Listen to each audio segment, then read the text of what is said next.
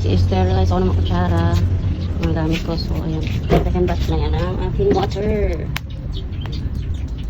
Hindi tayo makalat kahit na ano.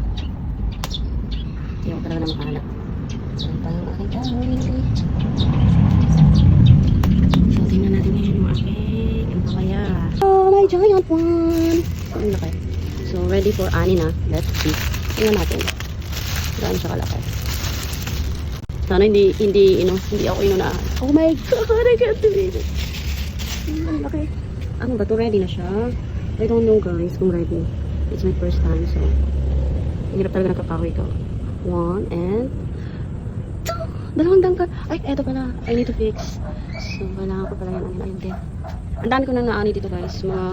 Siguro 10 pieces na. Tapos, binibigay ko kay nanay yung iba. Hinahalong niya sa, ano ba yung bangus with ampalaya. Grabe, ang sarap ni guys. Talaga mapapa-only rice ako. So, ayan yung garden ko. Ayan. Yung mga talbos ko. So, pag nagsisigang ako, meron akong set dito ng, tapos doon sa likod, mga kangkong talbos marami ito.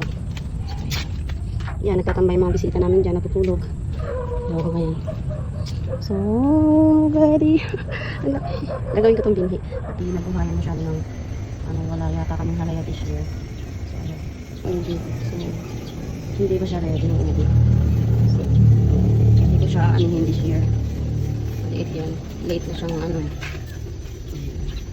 dapat malalaki to. Sulit lang kung malalaki. Tinanggal ko na. So, hindi pa ako magwalis. Nag-spread out ulit ako ng talong. Ano yun? Ay, hala ko ahas. Thanks for watching. Ayan, medyo makalat yata. Hindi naman kasi nangahoy nga ako. Ayun, naka-arrange yung kahoy ko.